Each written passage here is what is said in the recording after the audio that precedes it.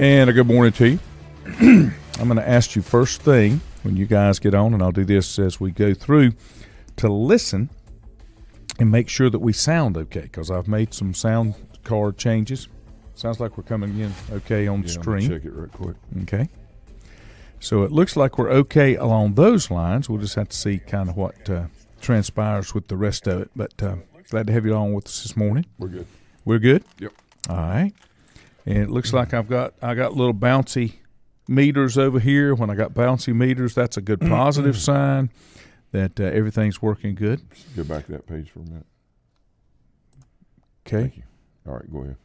Oh, we good? Yeah. Okay.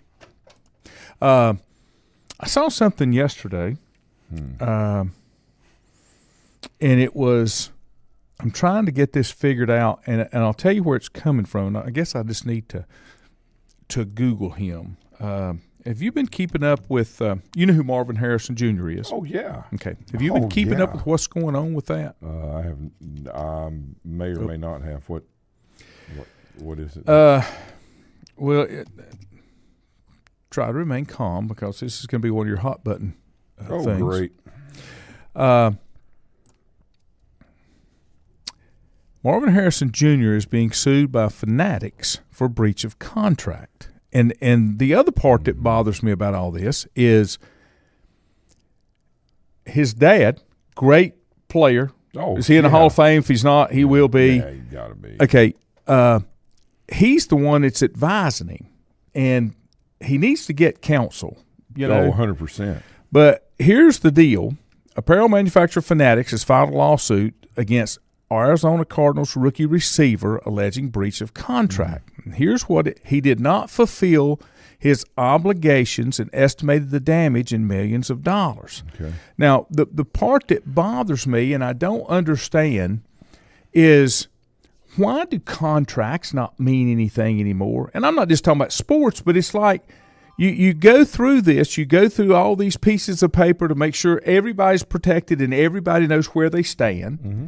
And then when you decide, well, and you see it with players that hold out on contracts. When you decide that's not what I want, that doesn't work for me anymore, why should and then the only people that make money from it is the attorneys.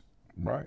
Feeding Which is the way the legal system's set up. That's correct. Just, feeding that side of the beast. But here's what I think. I think this is going to become a problem down the road for Marvin Harrison Jr. It's all started when, and there's no doubt he's a great talent, but he is trying to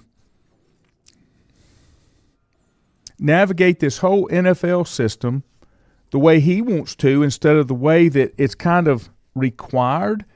And the reason that nobody will buck it is because of the talent he is. We see that all the time. If you've got a very talented player, that talented player can get by with a lot more than than a not so talented player.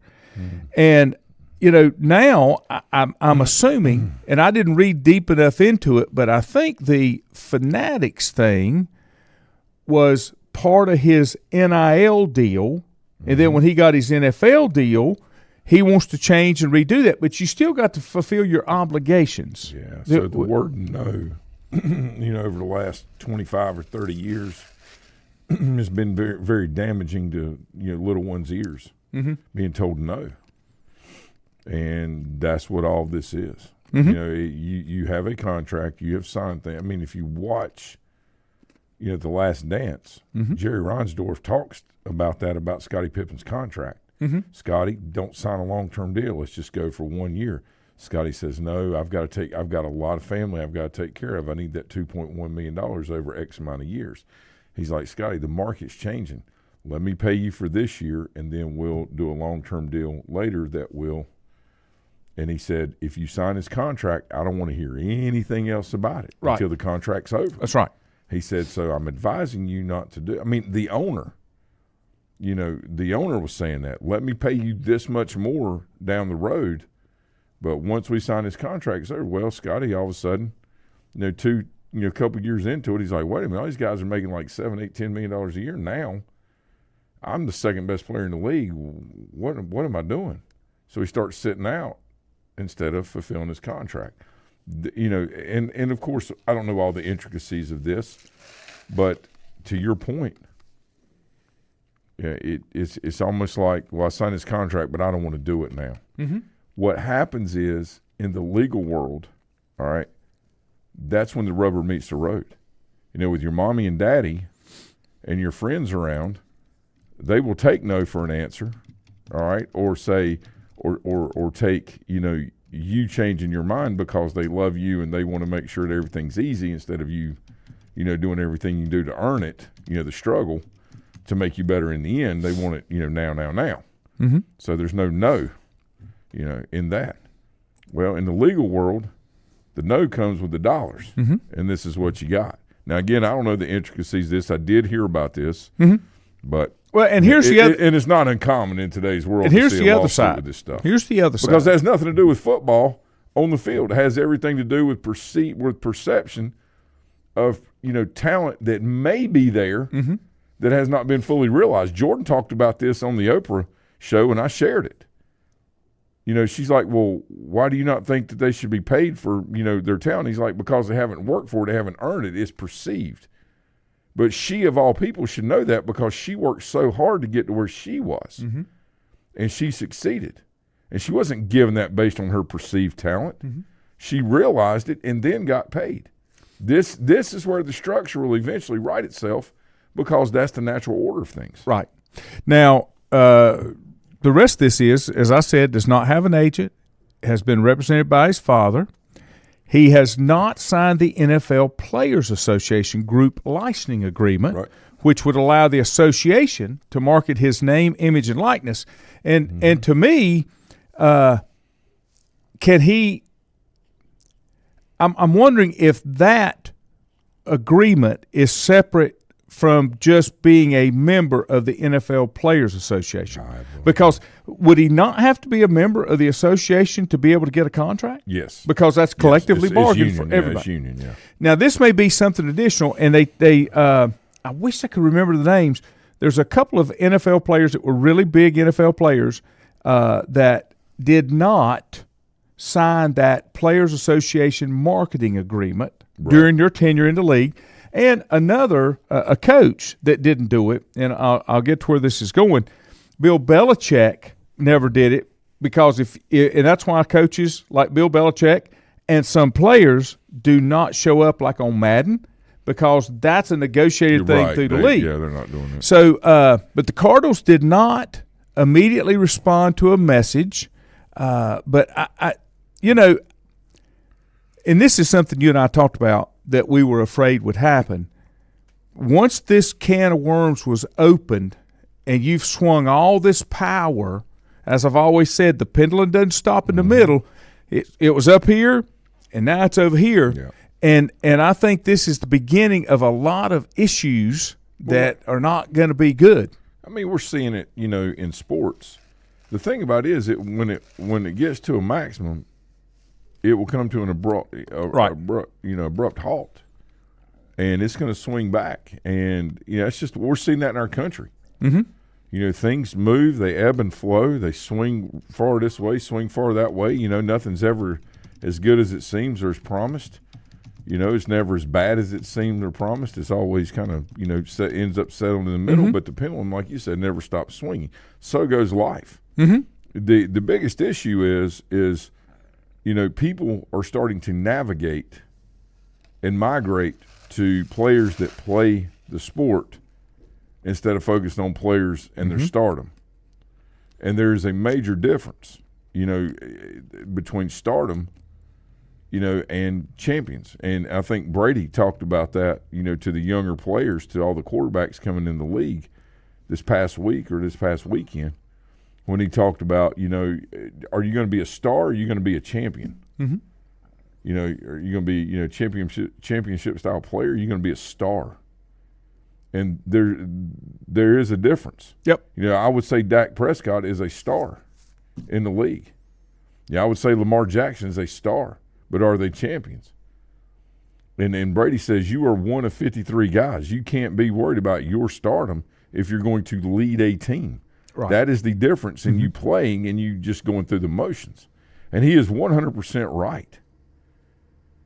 All of this is just like the wow factor, but in the end, the people that are paying this money out eventually are going to wake up and say, wait a minute, why am I doing this? It's like people do things that are cool. I'm going out and buying these shoes no matter what it costs, and all of a sudden you're like, wait a minute, my funds are a little low. Do I really need that new pair of shoes, or I'm going to stick with the ones I got? Makes a difference. Yeah, man. Now, I want to say Lamar Jackson, I don't think he has an agent. Didn't his mom help him or something? I think he did all, yeah. Okay, so here's the other this is, all of this stuff is happening, and to kind of double down on your thought, you've got some renegades out here that's wanting to challenge the established system, and I don't think it's going to turn out well for them, because here's what happened. The NFL sent a memo to all 32 clubs saying that there may be a person reaching out to teams to negotiate a deal for Lamar Jackson. Okay, he's under a non-exclusive franchise tag. The man in question, Ken Jenkins, may be contacting clubs to enter negotiations with or concerning Lamar Jackson, and according to the memo that was distributed, the league stated Francis is prohibited from talking to teams on Jackson's behalf. Now, the biggest issue with that is his alleged attempts to talk to clubs is the fact he is not certified by the Players Association. When you honestly go with representation, whether you like it or not, is to protect you. And if you're not willing to give that 5%, 8%, 10%, whatever it is, you stand to lose a whole lot more. That's correct. Even from a career standpoint. And I don't understand. It's a form of insurance. Yeah. I don't understand why these people are trying to do that. If you like it or you don't like it, when you sign that collective bargaining agreement, that applies to everybody, and these rules are all for everybody that's inside of it. And go back to what you said about Brady. You've got too many players that are one of 53 on a roster that think, I should be treated different. Yeah, because they've always been told that, and that's ridiculous. Because the only reason they've ever been told that is for someone else's gain. When you have a coach, especially in high school, that does not hold the best player accountable and make the best player the hardest working player, then that's selfish, right? That's for selfish reasons. That's not doing what's best for the program and for all the young people that are investing their time and energy and effort into the program. That's catering, right? That when you look at it, the societal structure of things is what is lacking right now. Okay, it's what's lacking. Do you know why? Like, for example, with Cherville Legion, right? So coaching with Bobby down there this summer, Quinn's playing, So the culture down there is drastically different because everybody knows who's in charge. Okay, they know that he's very fair, that he's very open. He's very good with his players. He treats them with respect. I've watched it, for a week, now. And the reason there's no chaos down there is because there is structure. And there's no player that's greater than the team. And everybody knows and understands that going in. Okay. And it's okay. And if you can't do that, then you're probably not going to play there. So the point is, there's a reason that there is success within that program. And what he does that I think is so unique to today's world is he is fully invested in developing relationships with the players on a personal level to try to understand them better so he can reach them individually to make them better and enhance their game, which he automatically knows if they get better individually, then there's more productivity. But what he's doing, is genuine. He's trying to learn about the players. He calls them in the off season. He checks on them. He messages. I can't tell you how many times he talked to Quinn. Quinn's never played for him before. The other side of that, it's incredible that people do not understand, and this is one of those things. It is that interest that he shows again in the roster not just this guy because he's a great player. And the other reason that I think I don't understand when people want to buck that system, you look at the history. And the history tells you that he must be doing something right because of the level of success they've had. Of course. 100%. Other places. Anything that you do. I can understand if you're not sure about it because there is no history of success. But when you look at a program like it, as long as BD's been there, there's no – why would you buck the system? Go buck the system somewhere else because this one works, and everybody else that's on that roster – don't want to buck the system. They want it to be the same. What's interesting is when I was playing Legion ball, Bobby's, 8 years older than I am. He was coaching at Cherville when I was playing at Burke. So I have seen him evolve from a 24-year-old, 23 and 24-year-old coaching to where he is now. He's 60. But what he's done is he's evolved that over time. And just not him, but successful people in general are always looking as a way to make themselves better, redefine their process. I can't tell you how many times over the last 20 years that he has called me randomly and said, hey, man, I'm working with this kid and I can't get him to do this. How would you do that? He's always trying to not steal ideas, but he's always trying to learn and incorporate new. Well, he has decided that he doesn't know everything. Well, that's why he's, even though he's been successful and he's been in it that many years. But he takes the approach of how can I learn to make this player better? Absolutely. What can I pick up? And we've been doing that.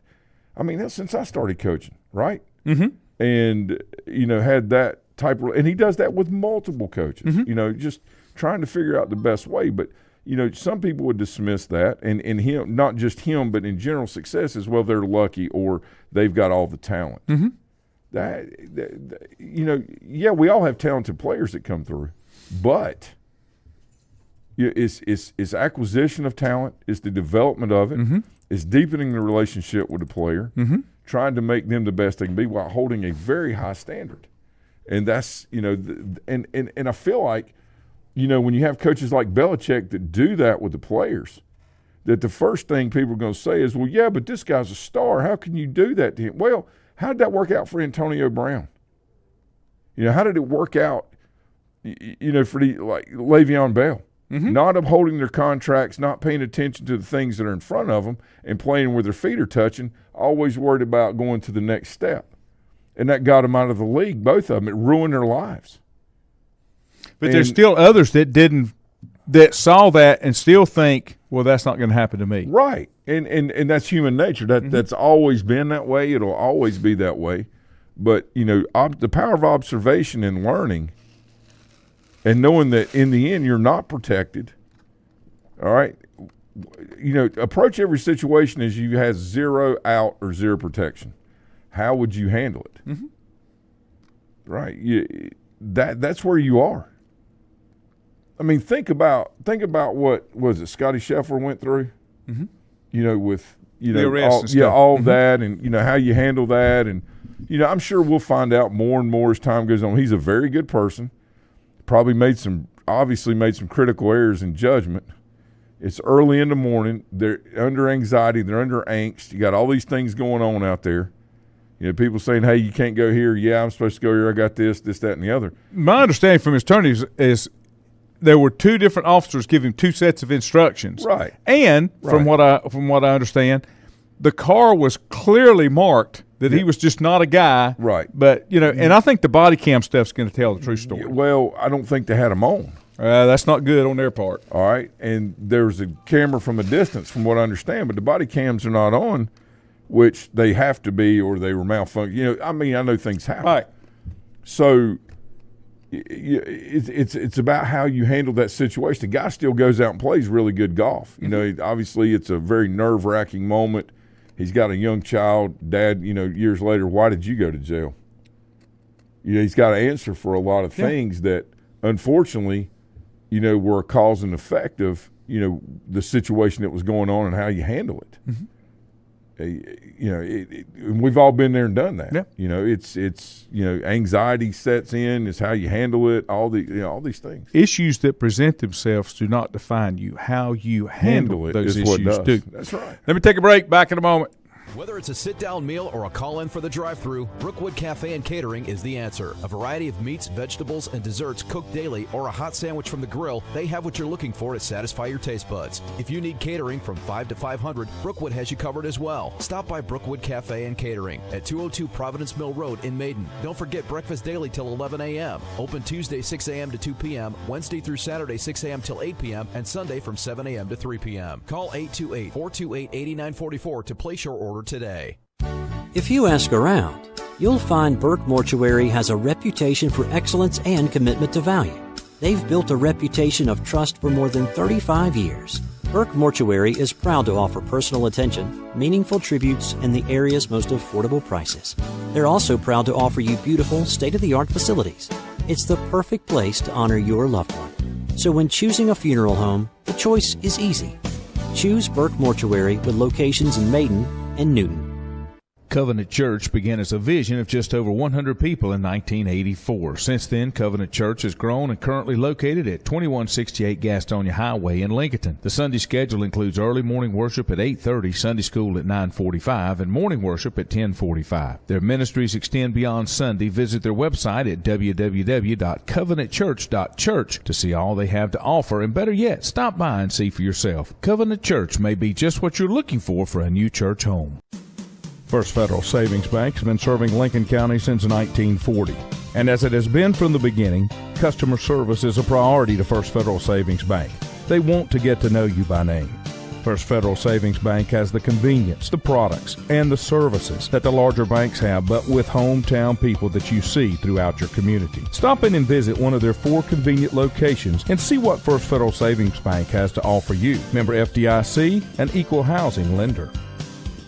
Untangling your headphones, finding the right remote, saying goodbye to your favorite shirt that hasn't fit in 10 years. Why are simple things sometimes so complicated? Thankfully, with Auto Owners, insurance doesn't have to be one of them. Auto Owners works with independent agents who live in your community and answer when you call, so you can worry about more important things, like finding a new favorite shirt. That's simple human sense. Call Mooney Insurance in Maiden or East Lincoln Insurance in Denver, or visit mooneyinsurance.com.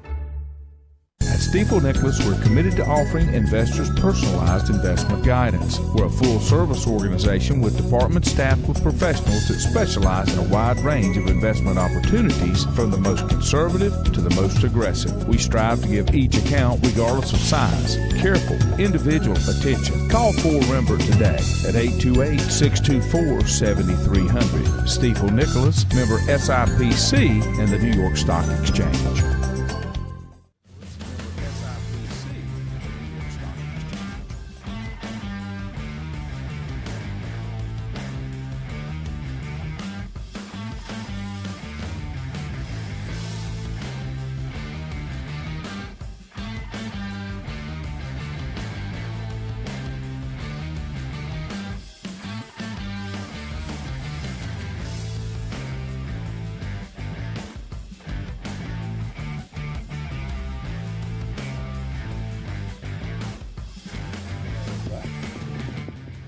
Hey, welcome back. Helps if I turn my mic on. Yeah, it does. Happy birthday, Terry Hoyle. He's watching.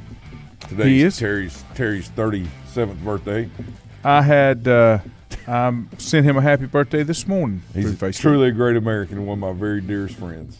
On the same topic of where we're at, and I thought it was unusual, and I guess that I'd never heard it before, but it appears there is some kind of I don't want to say law, but some kind of verbiage that says current players in the NFL cannot have ownership stakes. Is that correct? Have you ever heard that? Mm-hmm. Because Caleb Williams, when this first came to light, was Caleb Williams. He wanted that to be part of his contract. His dad did. And then when I read down through here, Aaron Rodgers tried to get that when he was talking to the Jets. And so, I'm trying to figure out that's unbelievable to me. And here again, let me give you this. Listen, go from that pendulum swinging. Okay, you got that pendulum swinging. You've got the players up here that want to do that and trying to get all this front loaded, which I'm not crazy about. And then you've got baseball. It's horrible. Baseball, which I don't like, is you pile all the money on the players on the back end. Once they can't play to the top level. I don't understand that. Hey man, it's the market. All kidding aside, but that's to your point. It's what the market dictates. Is what the market's going to pay, and that's where we are right now. And this thing about I'm coming in the league, I want to own this and own that. Okay, two things. Number one, nobody cares, and number two, you hadn't done anything. Do something. Well, when they started, retire, what they call it, Brady did, then buy in. When they started the what's the rookie contract scale? It's called something. I can't remember what it's called, but when they started doing that is because I guess the last big quarterback bust, who's the guy that bounced around? God, Baker Mayfield. No, before that. I'm kidding. I cannot think of his name. But anyway, Terry said thanks. But what happened was they used to really pay these rookie players huge contracts if they're in the first round stuff. And now they got the wage scale. And I like that but the only thing I don't like about it, and of course ownership, whoever writes the contract gets the contract written in their favor or as much as they can. I don't like the long-term contracts. Because now you're, like you were saying, you've got players now that are opting for shorter contracts, like you were talking about Pippen, because they're betting on themselves that a year from now, the slice of the pie is going to be bigger, the cap's going to go up. Sure.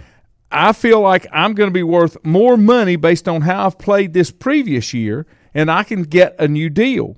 I like that better than people trying to get out of their contracts. Yeah. And I want to say, is it just first round or first and second round that has the 4-year contract with a 5th-year option? Yeah. And then if you're not in one of those 2 rounds, it's like a 3-year contract, and there's still an option, I think. But, you've got to make some changes. I don't have any thoughts that I don't want these players to get paid, okay? Because if I were a player, I would want to get paid. Oh, sure. But at the same time, you got to be realistic at what you're doing. And here again, try to get that pendulum back to the middle instead of all the way through. You think about, too, with what's present today with marketing. This is only natural, with the way that we have social media and, the other ways of forms of communication and reaching people, that the players would want to do a lot of name, image, and likeness regardless, because the contracts, football is a very short term, as is a very short term proposition, and it does not last long. And a lot of players, 2, 3, 4 years, they're done. And so how do they, I say cash in, how do they make money based on what their current situation is? And this is what it is. I don't blame them for that. Or say you shouldn't do that. The greatest issue is so much of this goes against the fabric of what sustainable success is. And their whole point to that, the counter argument to what I'm saying is well, the NFL is not sustainable, and I've got to go get what I can get now. And I do understand that. However, you can't change the fundamental structure of truth. You can try to put a blanket over it. You can try to come up with slogans and all these things that counteract it, or you try to divert it. But in the end, it is what it is. And this is the greatest issue. And these are the things that Nick Saban's talking about in some of the reels and interviews and things he's done, even in front of Congress. This is the real issue, and it's not for the long-term development of the whole body or the institutional body in which it was originally started. It's now about the individual and how far they can go. There's nothing wrong with that, but is the NCAA the proper place for that? I question and say no. But the platform is now there, and so they're taking advantage of what's, being provided. Division II football, UFL, I'm watching that stuff. I'm watching that. I was wrong. every rookie contract is 4 years That's with right. a fifth-year That's right, option. 'cause Caleb's is like, that's right. Yeah. And like, here's Caleb's. Yeah.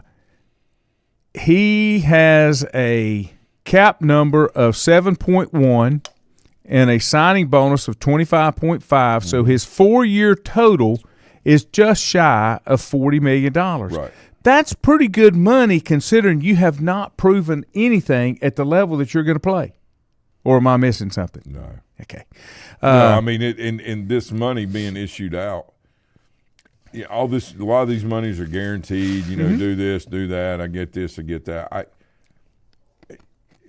That's what the market dictates. That's where they're going with it, and it just is what it is. So when you go down through here and look at that, but it says the rookie wage scale is essentially a cap within the overall salary cap. The increase in rookie salaries from one draft class to another are primarily tied to the growth of the cap, just like other contracts. Right. Signing bonuses are going up 3.8%, which is the biggest increase since 2019. The increase has been 1% for each of the last 3 years because the NFL and the Players Association agreed in 2020 to borrow money from the future rookie wage scale to keep 2021 rookie deals from decreasing because of the revenue shortfall they had by COVID, which I applaud. That meant the owners had to come out with something that they didn't make it. Yeah, they had to. The other thing, too, is with this, we're not factoring in inflation the last 3.5, 4 years, 3 years. These numbers, add 20% to what they were, in 2021 and 2022. That's a significant number. 20% of basically $40 million is a lot of money, okay? So percentages are what matter. You could say the same thing, like, we hear markets are hitting all-time highs and doing these things and that. But are they inflationary factored in? The answer is no, right? So, if you factor in all of these things, is there really that much of an increase, or is it just staying steady with, cost of living and cost of living adjustments, all of these things? So these numbers, although they're true numbers, they're relative to the buying power of what it is. And you say, well, why are you talking about that? Because these numbers seem significant based on just 2 to 3 years ago, when in actuality they're pretty close to in line with the salaries and bonuses of real value of money, right? And time, and real value and time value, right? So that's where you are. Now, the other thing, I was just reading here, teams have an option on the 5th year with first-round picks that must be exercised after the 3rd year. So they can basically renegotiate a first-round pick can. The period for exercising the 5th-year option begins after a player's 3rd NFL season ends, which is in January, and then must be picked up by May 3rd. Now, the agreement changed, the last agreement in 2020 changed how it works. The 5th-year salary is fully guaranteed if they exercise the option. Yep. And if they do it during at the end of the 3rd year, the 4th year becomes guaranteed as well. But everybody's frozen at that amount of what it's going to be. And it says the 5th-year salaries are no longer strictly tied to where a player was drafted. Performance dictates the option salaries, which is the way it should be. But I would like to see contracts get shorter, especially now it's not going to anytime soon on the initial contracts. And the ones that is kind of hurting right now are running backs. Because to me, running backs are just getting destroyed in college. And by the time they get to the pros, if they get 3 good years out of them, they don't have a whole lot left. They just go get another one. It's on the cheap, which I'm not crazy about that because these guys are performing. Rules are going to change. The fact now that you can't, basically hip tackle is going to change a lot of this. It's going to change. They're going to have to square people up a little bit more and drive, and the contact's going to be a little bit more true. This hip tackling and roll tackling and things like that. I just, the whole idea of, heads-up football is to try to make the game safer and teach fundamentals and techniques. But the bottom line is this: it is a very high-speed, high-collision sport. Of course. And the only thing that you can control as much as possible is what you do and how you react in the split second time you have to make a decision. And sometimes there's unintended consequences for, setting rules in place or having new techniques. And this was one of them. So, even though I want them to be able to hit more and do things more to acclimate their bodies to it, the getting rid of that tackle's going to be an okay thing. Yeah. Terry sent a message, says Hickory Post 48 Red Hawk baseball first home game is tonight. Yeah, they play 7 o'clock at the fairgrounds. Junior Adams, good morning. Glad to have you with us here this morning also. Let's see, there was something else I was going to go to. Let me see. That was the biggest thing because they were talking about it yesterday. Well, how about this? Coward yesterday talked about, how you can't just sit there and say that Mahomes did all this and Brady did all this, because all the great dynasties have had great coaches. Right. And, let's not forget that Mahomes has won, a couple Super Bowls by 6 or less points. Well, Andy Reid had tremendous play design inside the red zone, as Coward mentioned yesterday. I'll list the same thing. Okay, so you know what I'm talking about. Yeah. The same thing is said with Belichick and Brady. Yes, Brady was the winning quarterback on these Super Bowl teams, but how many in the first 3 or 4 that they won did it have to do with the defense? It had everything to do with Belichick, the design that Belichick had for it. Because now, he understood how to complement his offense and defense together along with his special teams. Right. Now, when you look at the other ones, you're probably going to give a little more credit to Brady because of what he had learned over that time period. And that's but okay.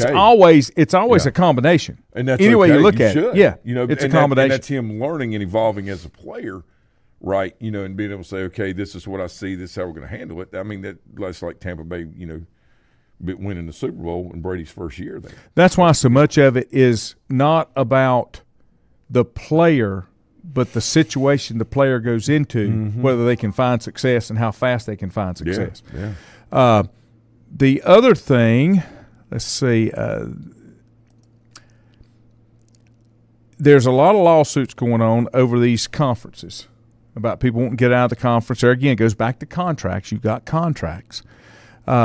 It says that the ACC has joined the Big 12 Conference as the second named party in House versus NCAA to vote to settle this case and related antitrust cases. With these votes formalized, path is underway to forge a new era in college sports. Now, I think they're going to have to, and I think they need to, because right now I don't see all these big, huge conferences with people trying to get as many people in them. That does not benefit any of the sports that are involved. They either need to have smaller conferences or they need to have a separate entity just for major college football. Yeah. Because it's killing all these small schools or schools that don't have the same amount of funding to be able to support all the sports that they want to have. And it's just it's not good. But it said the settlement and establish this framework for schools to share millions of dollars with their athletes in the future and create a fund of more than $2.7 billion to pay former athletes who were not allowed to sign name, image, and likeness. Now, my question is, should you be able to go back and do that? That wasn't in place. Reggie Bush got his Heisman back because that was the excuse that they used. Well, because now they can play players, but how do you make it retroactive? If you commit a crime, 5 years ago, that's not a crime now, do you just let that person go? They're starting to look at that with drug charges and stuff as there's more legalization of marijuana. I mean, do you not have to be accountable for the rules when the rules apply to you at that point in time?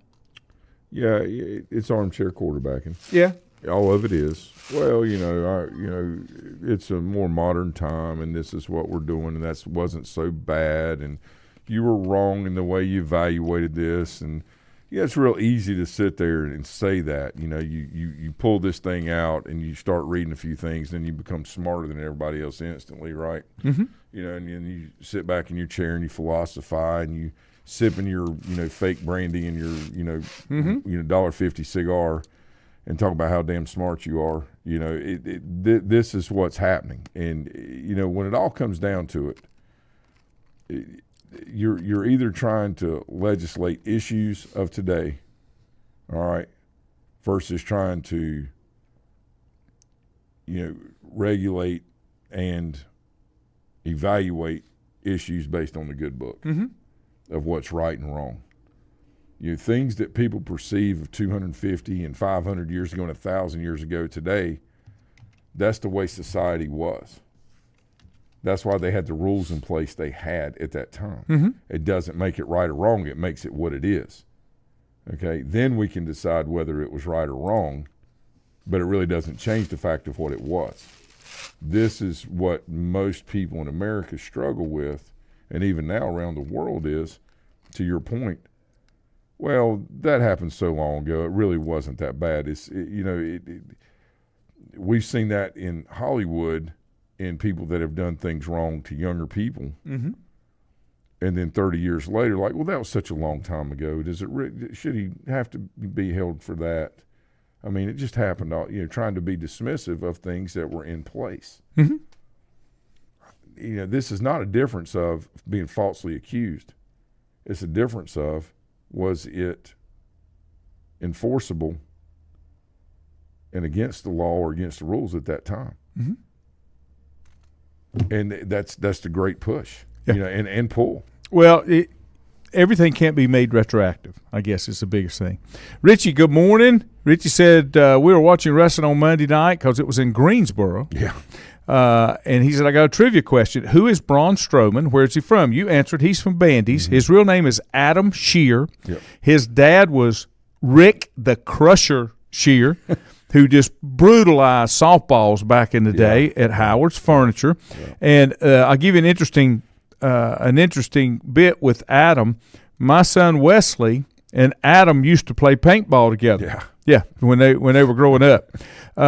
Travis says they can keep changing rules to make football safer, but you can't do anything about how bigger, faster, and stronger the kids are these days. Yeah. It's crazy. There's so much. It's like if you go out and you're an Indy or a NASCAR driver, or you race dragsters, there's an amount of there's an amount of adversity that could affect you, that you cannot control, and you accept that responsibility when you go in. Yeah. And that's the other thing. It is what it is. I mean, that's exactly right. Terry, you're right. Congratulations to Lenore Ryan women's softball on their big win in College Softball World Series yesterday. And also, Lenore Ryan's lacrosse team is in the Division II National Championship for the third time in 4 years. Amazing. Yeah. The coach there has a true fundamental understanding of, obviously, but tremendous recruiting to get players to come down here in a little bit warmer climate, playing the game, still have an incredible schedule, great experience, all the resources they need. This is where LR wanted to go. This is where they're going. And I did not realize this. We had Greg Paradine, who's head coach. Amazing, he was on with us Monday night, and we were scheduled to have Sheena Holler on, who's the head coach of the softball, but we couldn't get connected. But this lacrosse thing, all three divisions have their championship game this weekend, and it's at Lincoln Financial up in Philadelphia. Yeah. And it's a lacrosse festival, basically, which I think's neat. If you want to watch, if you're a big lacrosse fan, where better could you go than to watch every division play their national championship game in one venue? So, a lot of times, you got 3, 2, and 1 divisions. The hardest played game a lot of times is your second or third division. Now, the higher skill set and the more finesse. A lot of times. I'm not saying this is. Right. No, I get you. But that's why it's so awesome to watch, because if you're a true fan of whatever sport it is, especially, let's say, lacrosse in this instance, you're going to see 3 tremendous games. Oh, yeah. And, you're going to be able to eat it alive. That would be the same thing for me, being able to go watch, the Legion State Championship, Division III, 2-1 College World Series, and then the World Series of Major League Baseball. Yeah. That's the enticement that I would feel, because you have all these lower performing teams that don't advance that you have to watch throughout the year. But when you get to the top, all of it comes together, all of it, and it just makes for good. I say entertainment. It's the value of what it brings, and knowing that if you've been there before, how hard you had to play and work at it, and how focused you had to be, and how on point you had to be every single game, every single inning, every single out. Lacrosse, every single minute, every single shot, defense, whatever, you had to be on point. And it makes you as a fan, as you get older, of the kids, and how astute they are and how committed they are to what they do. That's why it doesn't matter if I'm coaching where. I'm a fan of all the players and all the kids and their biggest supporter, because having been there and done that, I understand what it takes, the commitment level. Just stepping in the water alone is full commitment. And the water gets really cold sometimes. It gets really hot. You know what? You got to navigate through it. You got to wade through it. And you got to find a way. And it's never going to be comfortable, and that's what makes it great. Right? That's what makes it great. So they're going to have a great weekend up there, man. It's going to be awesome. If you were comfortable in everything, it wouldn't have the same effect on you. And you start dying. I mean, because here's the thing. Why do people like to ride rides that are a little bit over the edge? Yeah. Why do people want to watch scary movies? Because they need a little of that adrenaline fix to kind of get over. One other comment, as Richie was talking about, people are asking for Scotty Scheffler to be suspended stemming from the event in Louisville, as well as the Kansas City kicker, over his comments at a commencement speech. Yeah. However, there are so many guys still playing in the NFL with other charges that are still allowed to play. Here's the deal. You can't pick and choose the ones that you're going to let by with something and the ones that you're not. Well, you can if it fits your narrative. Right. And not truth. Yeah. And this is the whole problem with all of this. That's what I'm saying, yeah. When we talk about there are people that want this done, no, there are groups. That's right. That have a narrative. Yep. I mean, with all the things that we all have going on in our individual lives, why do we have enough time to worry that much about what that other person's doing? Instead of focusing on what we're doing and making our opportunities the best they can be, we want to blame somebody else for our lack of opportunity, when it's not willing to get up at 5 o'clock in the morning for 5 years in a row to be a millionaire. Yep. Okay. Not doing those little things that make the biggest difference. Oh, I'm too tired. I've got a headache. My back hurts. No, it's a no excuses, some zero game. And what happens is you pander and cater to people's, oh, woe is me, and all this other stuff, instead of getting off and doing your job. Right. And that's what all this is. So this wokeism stuff, there's nothing wrong with people having a point of view and trying to set a standard. The problem is when the standard's skewed, all right, and not applied across the board. That's when BS comes in and people say, you know what? I'm done with this. This is ridiculous. And the problem, here's the deal. And the other thing, Lanny, you got to be able to have an opinion about things in America, because that's what makes the country great. Doesn't mean that other people won't criticize you, but they don't need to chastise you or stand out in front of your house and chant and scream and holler and all these other things. That's what I was getting ready to say. That's why you can have an opinion here, but the other side of that is for you to have an opinion and your neighbor to have an opinion and the guy down the street to have an opinion. All of you have to come to the conclusion that it's okay to agree to disagree and not try to bash somebody into your views. That's always been, I don't care what your views are. If you don't make me believe your views, I won't make you believe mine, and we'll all get along and we'll be okay. But when it comes to the point to where you think you've got to, and that's what's happening here.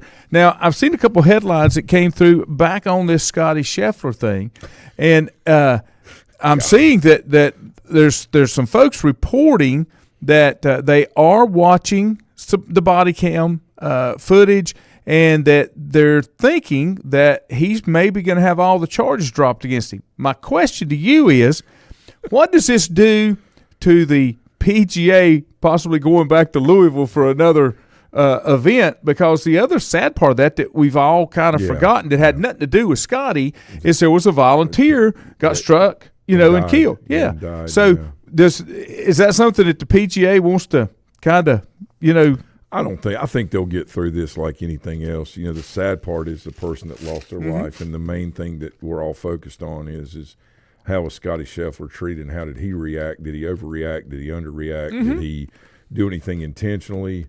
And I think one thing we have to remember is, all of us, is that good people sometimes do bad things.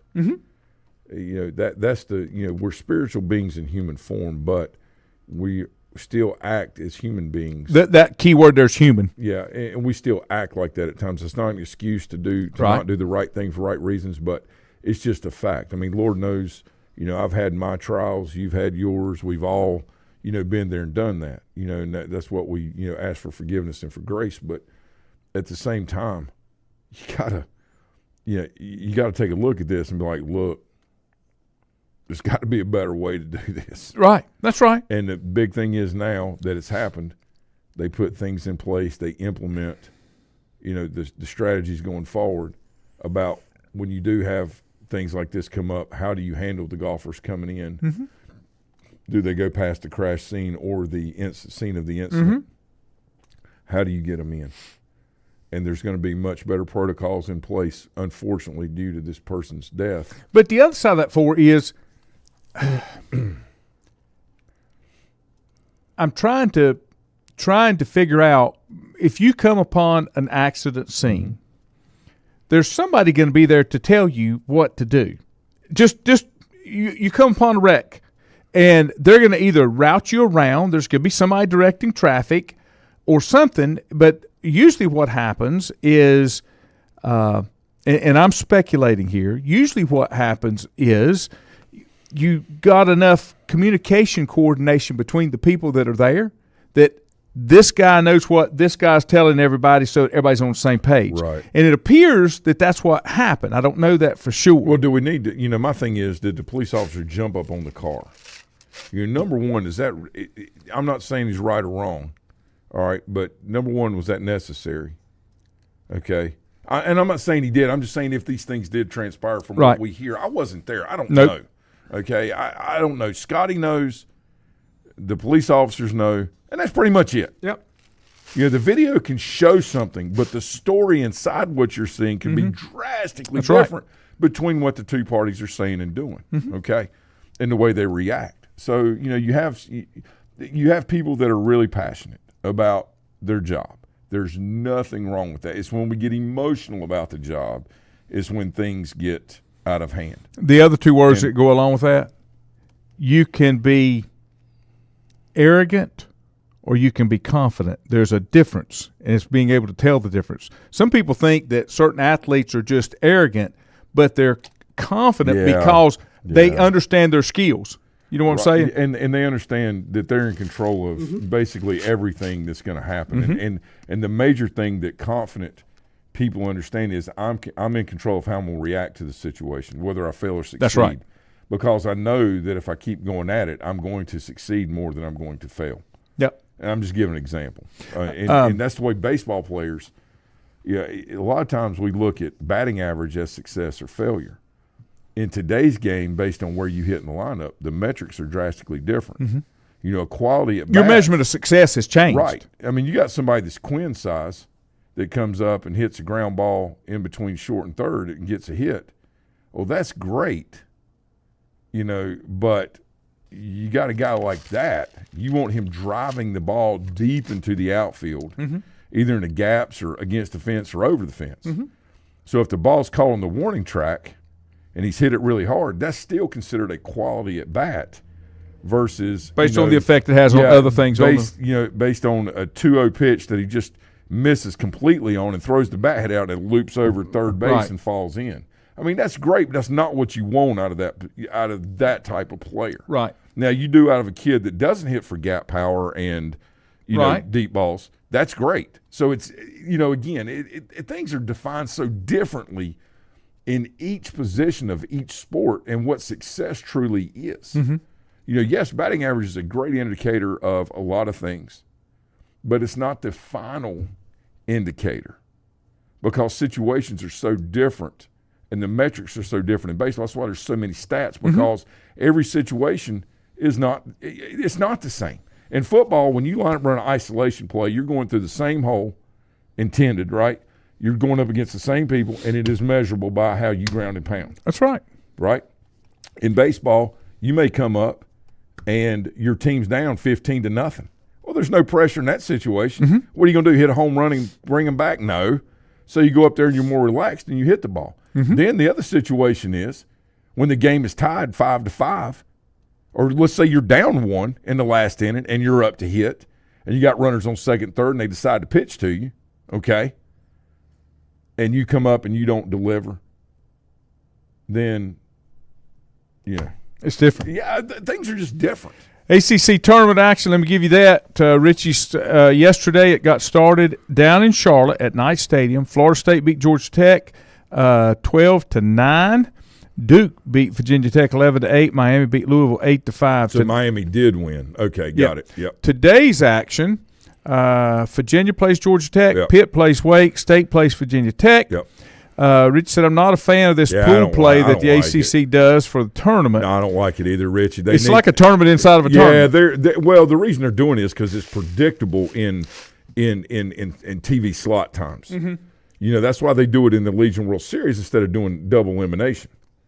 It's predictable. In double elimination, you could potentially have one more game. ESPN doesn't like that. Right. They want it predictable. Then you know when it's over. So basically, you have a team, that's, got the same record and, in pool play, but one of them doesn't get to advance because of, metrics like runs given up and, whether you put your underwear on through your right leg, or left leg. I mean, just, instead of letting them play it out, it's done for TV.